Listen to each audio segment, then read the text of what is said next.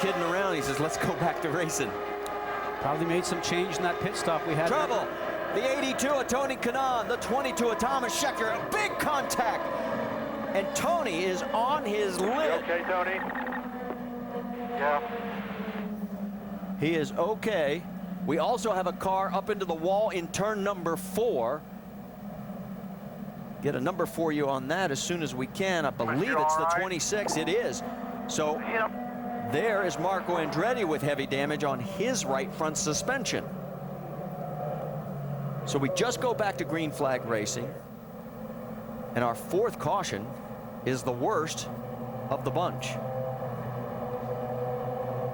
The Hum Ultra safety crew trying to get the car up high enough that Tony can get out. You heard him say he is okay.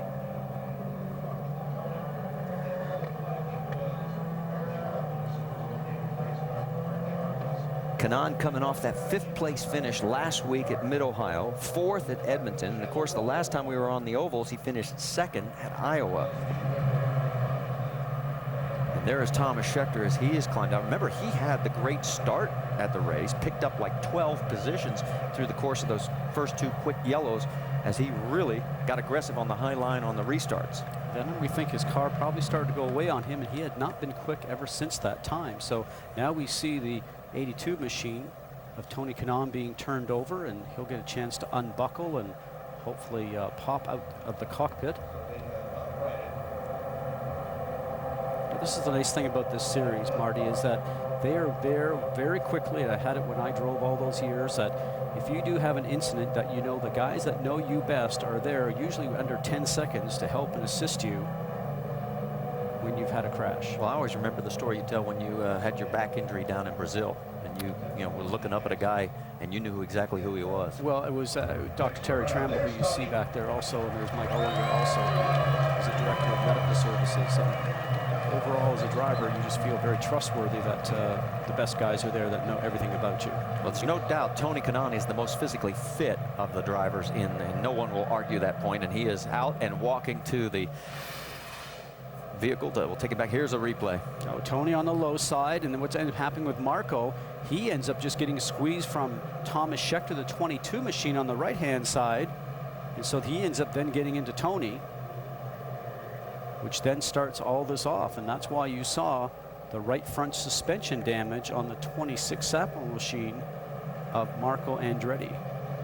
And there's no safer barrier on that inside portion of the wall, but thank goodness those tires were there. That absorbed a lot of that shock.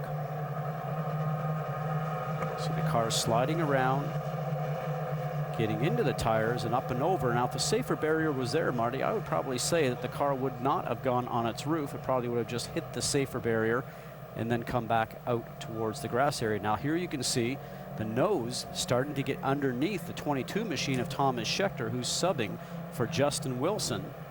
And then it comes back down, and then when it gets into the tires, both cars, just the angle of the 82 machine of Tony Kanaan just gets caught and ends up turning over.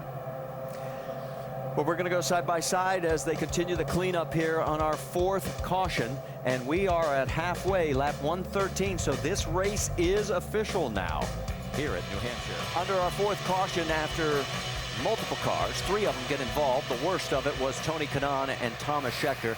Let's take one more look at this. Just no place for the 26 machine of Marco Andretti to go, because on the high side, the 22, as we mentioned, of Tomas Scheckter, low side, the 82 of Tony Kanaan, they both go through the grass.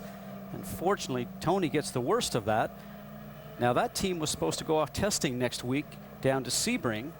Tony Kanaan and the KV team, as we see Marco Andretti starting to come in with his front suspension broken. And now that we know that nobody was in that Porta-John, we can tell you that nobody was hurt in that Porta-John that got knocked over as a result. Let's check in. Well, there it is. Oh, golly. Rick, well, what do you have for us, buddy? Standing by with Marco Andretti. Let's talk about what it looked like from your perspective. You said you were really just an innocent bystander. Yeah, I mean, I had a bent right rear from the Conway incident, trying to miss Conway. And so I was just basically trying to stay out of people's way. I was in the middle of the racetrack. I didn't move my line, and I think Scheck came across my front and basically took me and Tony. But it's a bummer. I would have let him go by. It's just we had a huge vibration, so maybe it was a blessing in disguise. takes him out of the race, but once again, at least it's nothing worse. Jamie? And Tony Kanaan has been released. You're tough as nails, Tony. That was scary. What did you see? I don't know. Gotta ask Marco and Scheckter what the hell they're thinking. But I guess I was on the inside, and all of a sudden I got collected. So I don't know who hit who there, but they better have something to explain. I just think that when a car's a lap down, you shouldn't be racing the cars that are in the same lap. But glad that I'm okay. Sad for the guys. I mean, the car wasn't up there today, but it's still important points. But glad that I'm safe, and let's move on. Frustrated, but okay. We're back to green, Mark.